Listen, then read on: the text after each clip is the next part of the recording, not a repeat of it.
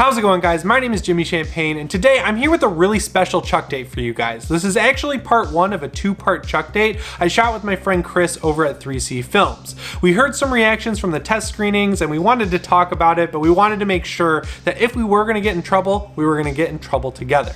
So make sure you go check out his second part after watching my first part, and make sure you go subscribe to his channel because he's awesome. I'm going to cut to the video now. So as we get started here, what are your general feelings coming out of these reactions to the test screening? Are you surprised? Are you disappointed? Are you happy? Like, how are you feeling? To me, I am feeling a little disappointed because what I am mostly hearing is that it's not that great, and I'm sure we'll touch upon that in a sec. But it does disappoint me because, you know, I've been hyping this movie up and I've been getting excited myself. So I really was hoping for big things and people to be surprised with it. But in the end, even with all the stuff said, I'm still excited about it for some reason. I'm not necessarily surprised. I am a little disappointed. I was kind of hoping for these test screenings to like blow everyone away and get people hyped up, but I'm sure that eventually they'll figure out what's wrong with it, and by the time we see the movie, a lot of the problems will be changed. The one thing that everyone's been wondering about with this new Chucky is specifically what he's going to sound like. Since he's a robot that's allegedly going to be hacked, people want to know if he's going to have two voices like the original Chucky. I mean, we can all assume that it's not going to be a Brad Dourif style voice, but there were some cool things we heard from the test screening that make it sound pretty interesting. And one of them is that it's going to be two voices again. He's going to have a robot voice, but then he's going to have an A-list celebrity voice. So what do you think of that, Chris? I think that's pretty interesting that they felt the need to say that before the test screening, that they were like, it hasn't been cast yet, so what you're here isn't the final voice, but they have casted an A-list, and that's what you'll hear in the final film. They had the animatronics guy doing all of the lines for Chucky throughout the movie. Yeah, so my sources who attended the screening, and I trust them heavily, I had them show me proof and all that. Yeah, so they told me throughout the movie it was the animatronic guy, the puppeteer, who was actually reading the lines. And I don't know if he was like doing it in character or just reading the lines off the paper, but that's what was said throughout the movie. It's actually kind of weird that they're doing it. It's weirdly poetic because when the original Child's Play screened, they had the lady who plays Lucille on Arrested Development doing the voice, and they had the whole movie lined up like that. And then they went back after like terrible test screening reactions and had Brad Dourif do the voice lines and added them in. So I guess it's not really that weird that they wouldn't have the voice done yet. But I was wondering if you think them having an A-list celebrity is kind of like a reaction to the backlash they kind of got for not showing off the voice. Like they're like, oh crap, we got to do it right. When it came to doing the voice, obviously Brad Dourif is a huge icon. I mean, they have him up there as Robert Englund and that sort. So to have someone fill in those shoes, they needed to go someone that you know, not just a random name who sounds good. I don't think they need to explain why the doll would have an adult voice, because there's like 5 million ways to just figure that out. Like, oh, you can connect to the internet, and he went and downloaded a celebrity's voice. I feel like they could even make a joke out of it, have Chucky go online, pick his voice from downloading trailers for movies or whatever, and then they could say that Chucky is using an actor's voice. And I actually do agree with you that they'll probably do some sort of joke, because I could see it like maybe Chucky is watching late night TV with Andy, and the A-list celebrity they hired is who he sees on the TV and just copies that voice. But the interesting part to me about this is, will it be an A-list adult actor or will it be an A-list child actor? Because I do agree that they'll probably have the two separate voice, one more robotic that sounds like the voice box of the toy, and then one that'll give a more human-like performance. But I just can't think of any A-list kid actors out there that would be good enough to do it in this movie. Maybe they could even use that kid they just used in The Prodigy. I think his name is Jackson Robert Scott. There was a rumor when this whole thing was announced. I don't know how it leaked out, but the reason this Chucky doll is going to turn into Chucky as we know and love is because there's going to be a factory in a foreign country where all the dolls are getting made, and it's going to be right at the beginning of the movie. We're going to see the doll get hacked, so its AI is kind of just let loose, and its learning limiter and violence limiter are just taken off. I was kind of down on it at first, but knowing how technological and modern this movie is trying to be, I think I'm turning around on it. How do you feel about that sort of rumor? Because it was kind of confirmed by people who went to the screening. Yeah, so and that's interesting, because when this movie was first announced that the remake was happening, that was like the first bit of detail that was put out there. But ever since then, plot synopsis and things like that coming from the movie have avoided anything with the Suicide Factory worker.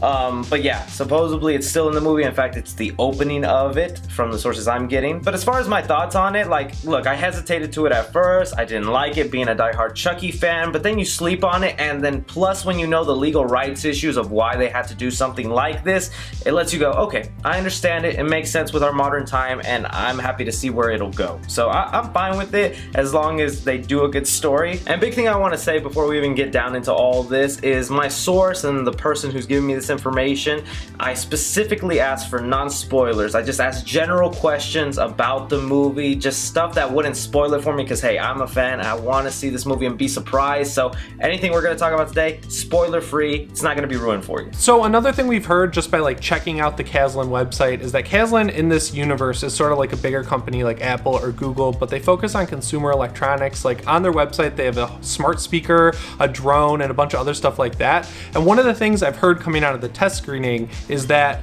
Chucky, instead of being more of a slasher villain using a knife, he will use these Caslin products to kill people. And it's something where, for me personally, in my head, it doesn't seem like the coolest thing ever, but I feel like it could transition to screen well. What do you think of that? Do you think that's like a good change? I think it's good for what they're trying to do with this doll. Like, I think the whole hype around him is, that thing that makes him very different from the original Chucky is that he does have this technological factor to him that makes him more scarier in the modern time. So I don't have a problem with it. I am a purist when it comes to slasher films, so I would like my slasher to have one particular weapon that he uses all the time. But I mean, even with that Halloween sequel we had last year, he still used different things to kill his victims and still got around to using his knife. Yeah, and this is kind of like a fundamentally different Chucky, which I think is good, because if you're gonna remake a movie, in my opinion, there's really no point in just remaking the same movie, and you need to differentiate it. So it is a fundamentally different Chucky. Like, he's not a voodoo infused doll with the soul of a serial killer. He's a robot, and he's gonna use his tool to kill, and his tool is specifically like his artificial intelligence. Yeah, and that's how I'm taking it too. So it just kind of goes with this character, and that'll be the thing to differentiate with him. But I still hope we get some sort of knife kills here and there, because there's nothing better than Chucky holding a knife. I've also heard coming out of the screening that it has more of an R-rated tone. Like, it's not very comedic. Yeah, I did hear that too. In fact, he specifically told me that this movie earns its R rating, that even in the first 10 minutes you will be like, okay, this is Chucky at a hardcore level. And I mean, that excites me. Who wouldn't be excited by that, to have Chucky be real rated R and bloody again? And Orion, so far, they put out the movie The Prodigy, and you saw it, and it was pretty graphic for such a simple, scary movie that they were trying to tell, you know, a child being possessed in a sort of way, and the things they did in that movie. And in the past, Orion being MGM has had a history with having some real bloody movies. I mean, take RoboCop and how bloody that was for not even being a horror movie. I was nervous when they announced this movie and we started to see the casting like come out. It's a lot of comedians on the actual cast, so I think it is pretty cool that they're going back to straight horror, and that's something that contrasts this movie really well to what Don Mancini's Chucky series has become. I know that the TV show says it's going to start taking more of a slasher vibe, but even Don Mancini said that about Curse and Cult of Chucky, and those were both slasher movies in a sense, but at the end of the day, they still had the comedic Chucky that was introduced in like Bride of Chucky. Yeah, I do agree with that. He still retained his comedic charm in there, but I'll say they did keep it, in my opinion, the Don Mancini Cult and Curse. They still added the slasher elements that made it feel more friendly, but yeah, at the end it was still the funny Chucky. With Halloween, we saw a single person say they didn't like the ending, and the entire ending of the movie was changed because of that. But then at the end of the day, all of those naysayers turned out to be wrong when the movie came out, and it was great. So the difference here seems to be that there's a few more people saying that it's not a very great movie. And I know we're going to talk about this more in your video, how we think it can be saved, but how do you feel about test screenings as a whole and reacting to them? Look, even in my day as a movie critic, I've attended a few test screenings. I saw Deadpool 2 and I saw Spider-Man Into the Spider-Verse. Now, one thing I'll say about that is I came out of that movie going, I liked that movie. It was enjoyable, but I don't think people will rage about it. Come to know, that movie ends up winning an Oscar for Best Animated Feature. So test screenings are hard to know since they're not the completed product. And you're right, even my source alone told me that people weren't really raving about the movie, that they weren't all that happy, kind of left a little disappointed. But again, that's just one person telling me that. He could be the one person who's just super sour on everything. So I'll tend to separate that just for a little bit. Yeah, and you know, the reason they're doing a test screening this like early, because you know it's still a few months away, is so they have the time and opportunity to change what's in the movie. And you know, if I saw a movie where the main reason I'm there, Chucky, was being read by an animatronics guy, or really anyone that wasn't the actual actor playing them, I don't think I can really judge whether or not the movie is good or bad at that point. Like, that doesn't really seem like it's fair to criticize the movie for that when you don't even know what Chucky really is yet. Exactly, because I think a large part of that movie will be the voice of Chucky and the personality he gives with it, with what they did in the movie. And just to have an animatronic guy who I'm assuming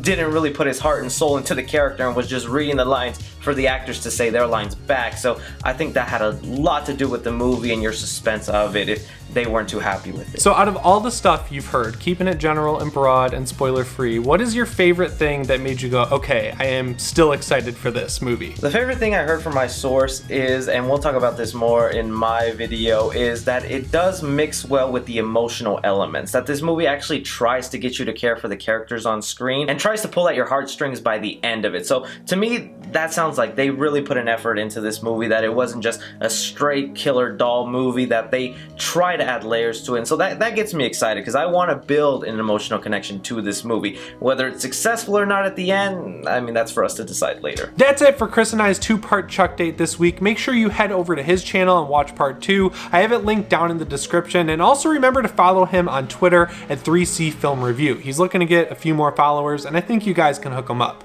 Anyway guys, my name is Jimmy Champane, and I'll see you in the next one. Thanks for watching.